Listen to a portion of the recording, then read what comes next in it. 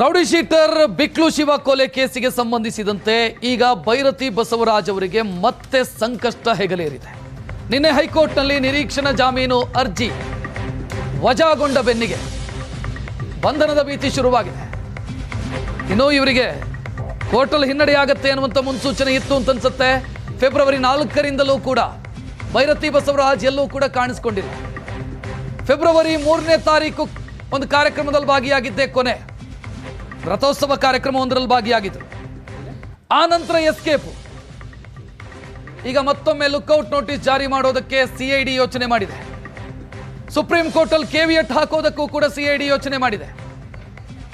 ಭೈರತಿ ಬಸವರಾಜ್ ಸದ್ಯ ನಾಪತ್ತೆ, ಅಜ್ಞಾತ ಸ್ಥಳದಲ್ಲಿದ್ದಾರೆ. ಎಲ್ಲಿದ್ದಾರೆ ಅಂತ ಯಾರಿಗೂ ಗೊತ್ತಿಲ್ಲ.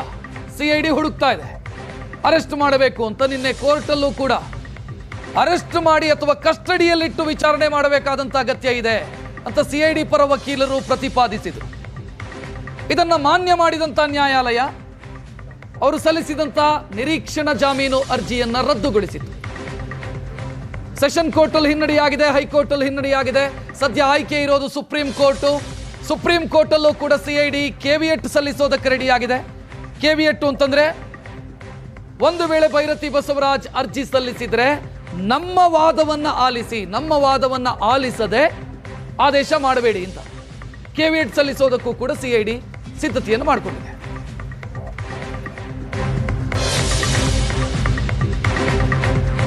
ಬಂಧನದ ಭೀತಿಯಲ್ಲಿ ಭೈರತಿ ಬಸವರಾಜ್ ನಾಪತ್ತೆಯಾಗಿದ್ದಾರೆ. ಮುಂಬೈ ಸೇರಿ ಅಲ್ಲಲ್ಲಿ ಹುಡುಕಾಡ್ತಿದ್ದಾರೆ ಸಿಐಡಿ ಟೀಮ್. ಮುಂಬೈಯಲ್ಲಿರಬಹುದು ಅನ್ನುವಂಥ ಮಾಹಿತಿಯ ಮೇರೆಗೆ ಮುಂಬೈನಲ್ಲಿ ಹುಡುಕಾಡ್ತಾ ಇದ್ದಾರೆ. ಸಿಐಡಿಗೆ ಒಂದು ಮಾಹಿತಿ ಇರೋದು ಮುಂಬೈಯಲ್ಲಿರಬಹುದು ಅಂತ. ಮಹಾರಾಷ್ಟ್ರದ ಮುಂಬೈನಲ್ಲಿ ಭೈರತಿ ಬಸವರಾಜ್ಗಾಗಿ ಸಿಐಡಿ ಟೀಮ್ ಹುಡುಕಾಡ್ತಾ ಇದೆ.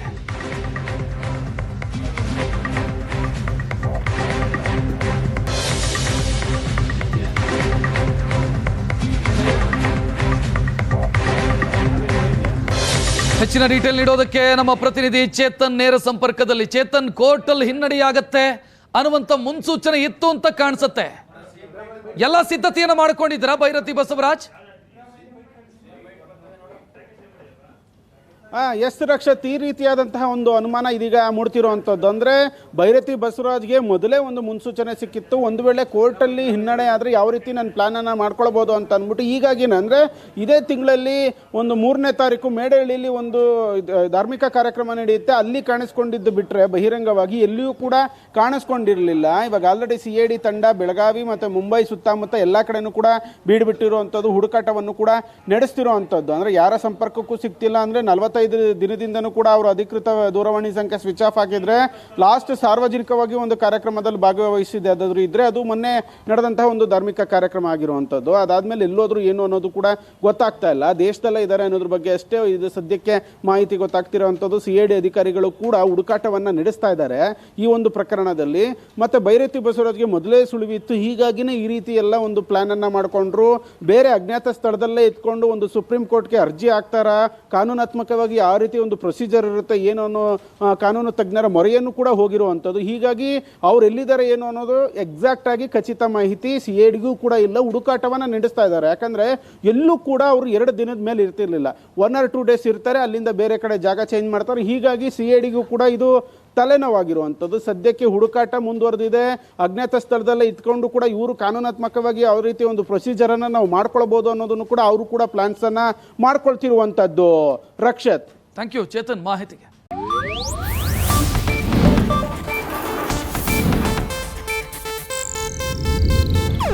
ಇದು ಏಷ್ಯಾನೆಟ್ ನ್ಯೂಸ್ ನೆಟ್ವರ್ಕ್ ಪ್ರಸ್ತುತಿ.